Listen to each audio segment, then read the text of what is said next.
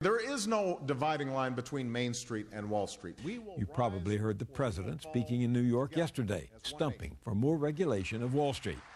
You've also probably heard about the government's charge that Goldman Sachs committed a highly sophisticated fraud. The claim is that this kingpin of Wall Street made a bundle by packaging mortgage debt as exotic investments some people in the firm knew would fail. That word, fraud, pops up more and more as we dig deeper into Wall Street's outrageous behavior during the run-up to the great collapse of 2008. We heard it right here on the Journal 1 year ago. Fraud is deceit, and the essence of fraud is I create trust in you, and then I betray that trust and get you to give me something of value. And as a result, there's no more effective acid against trust than fraud, especially fraud by top elites, and that's what we have. That was Bill Black, who's no stranger to bank investigations. He was a senior regulator for the Federal Home Loan Board who cracked down on banking during the savings and loan crisis of the 1980s. Just this week, he was on Capitol Hill testifying about another failed financial firm, Lehman Brothers. Lehman's failure is a story in large part of fraud. And it is fraud that begins at the absolute latest in 2001. Bill Black is with me now. One of the country's leading experts on crimes in high places, he teaches economics and law at the University of Missouri, Kansas City, and wrote this book, The Best Way to Rob a Bank is to Own One. Welcome back to the Journal. Thank you. What did you think of the president's speech late this week? It's a good speech. He's a very good spokesman for his causes.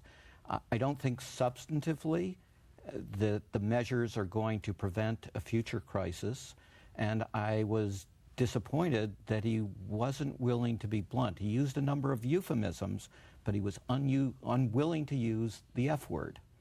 The F word? The F word's fraud in this, and it's the word that explains why we have these recurrent intensifying crises. How is that? What do you mean when you say fraud is at the center of it?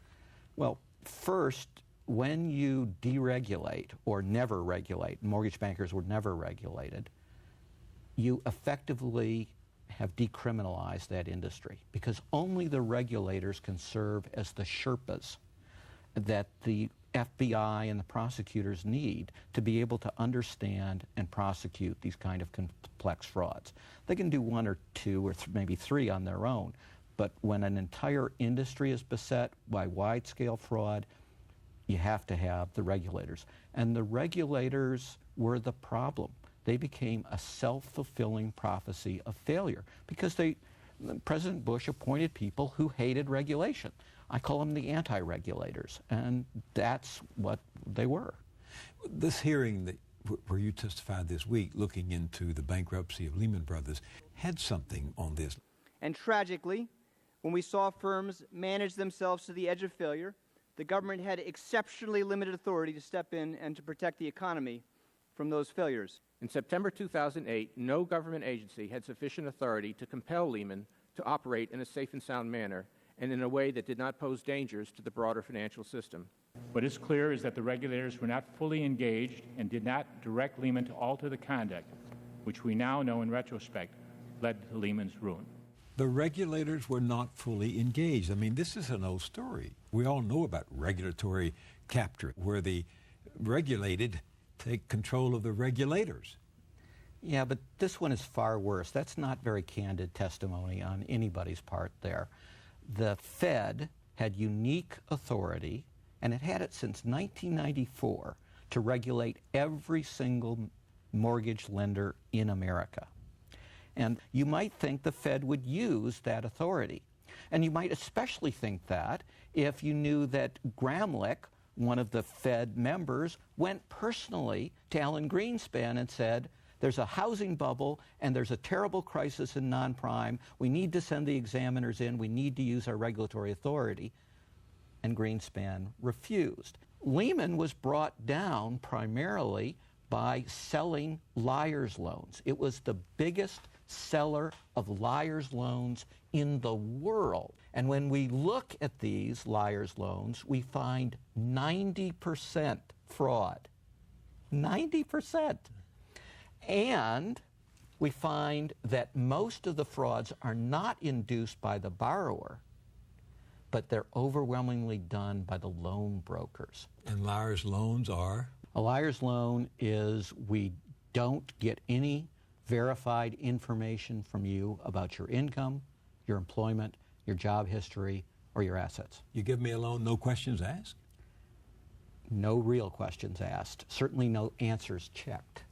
In fact, we just had hearings last week about WAMU, which is also a huge player in these frauds, yeah. Washington Mutual, which used to run all those ads making fun of bankers who, because they were stuffy and looked at loan quality before they made a loan.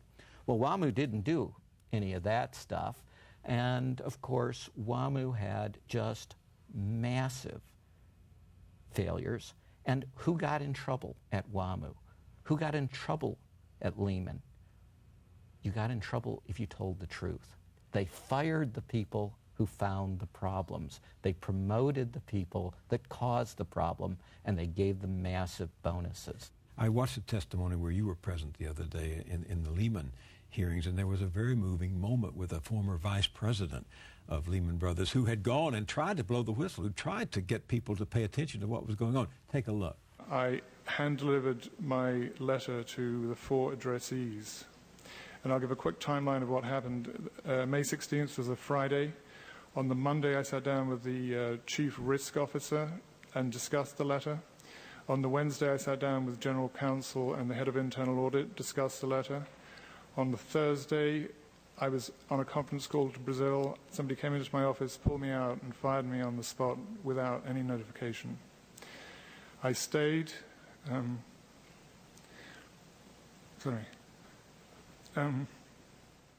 Matthew Lee, vice president of Lehman Brothers, fired because he tried to blow the whistle. What does that say to you? Well, it tells me that they were covering up the frauds, that they knew about the frauds, and that they were desperate to prevent other people from learning. Matthew Lee told the accounting firm Ernst & Young what was going on. Isn't the accounting firm supposed to report this once they learn from somebody like him that there's fraud going on?